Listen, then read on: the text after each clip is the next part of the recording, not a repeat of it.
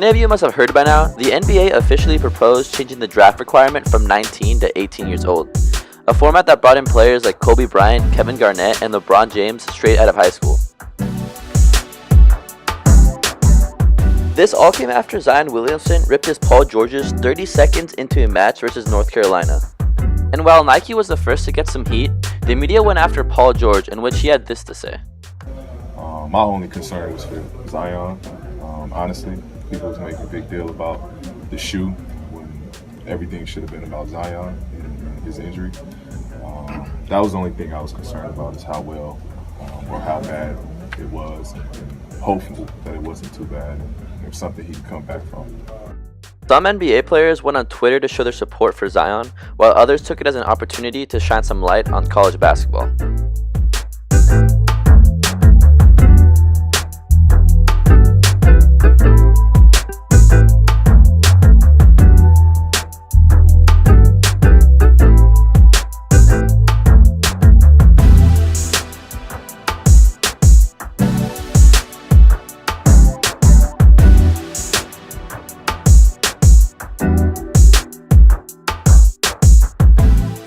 At a press interview, DeMarcus Cousins gave his opinion on the NCAA.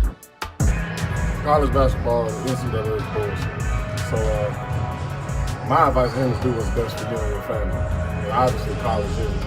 You can't really, it does nothing for you at this point. You've proven the number one pick coming out. You've proven your talent.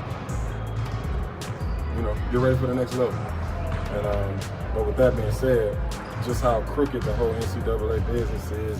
Zion's injury shed a much-needed light on the risks athletes take while playing college sports.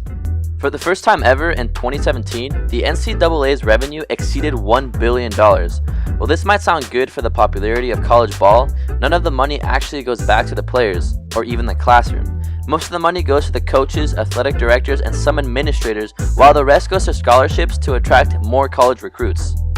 College athletes aren't just part of the sports team, but also the advertising team. This is mainly because of something referred to as the Flutie effect, or the surge of college admissions following a big sports win. In 1984, after Boston College quarterback Doug Flutie won the Heisman Trophy, college admissions rose significantly in the following years. A great example is the University of Alabama, which has consistently made the top 5 of the NCAA championships 25 of the last 29 years.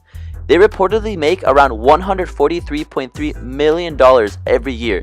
That's more than all 30 NHL teams and 25 of the 30 NBA teams, yet their players don't make a salary. One of the main arguments colleges use is that their players aren't as much athletes as they are students, but many people would disagree. These kids that can make it straight out of high school aren't there for the academics. They are focused on the sport they love that got them in the position they are in and want to keep playing it for a living. But colleges insist academics are the most important part. The typical Division I college football player devotes 43.3 hours per week to his sport. This is 3.3 more hours than the typical American work week. Although they claim that college athletes are just students, the NCAA's own tournament schedules require college athletes to miss classes for nationally televised games. Meanwhile, the annual NCAA's men's basketball tournament affects more than 6 days of classes. Truly madness if the players aren't employees. At some schools, the road to the NCAA's men's basketball championship may require student athletes to miss up to a quarter of all class days during their spring semester. As a side note, in 40 out of the 50 US states, the highest paid public official is currently the head coach of a state university's football or men's basketball team. The average salary for a Premier League NCAA Division I men's basketball coach also exceeds $1 million. With all this in mind, the highest level college sports players don't just play for fun. They are part of the university's marketing team and the labor force behind the money-making business of organized sports events. NBA and NCAA officials argue that the problem with letting players come out straight out of high school is that some prospects are just not ready for the big leagues. After Kevin Garnett's high school transition into the NBA in 1995, there was a huge rush of players doing the same. While it did create some transcendent players, there are also a handful of franchise-crippling busts. The rule was in effect a way to protect high school players as well as give NBA teams a better way to scout potential draftees. But more so, the NCAA benefited by forcing would-be pros to spend 1 year at college. Most NBA fans know about Nerlens Noel's.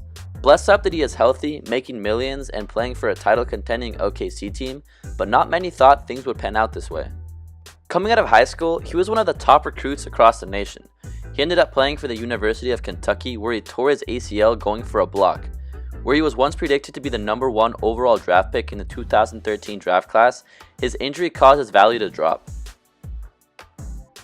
A more tragic story, and one that every basketball fan should know, is the story of Kyle Hardrick, an up-and-coming hooper who played along guys who are now in the NBA.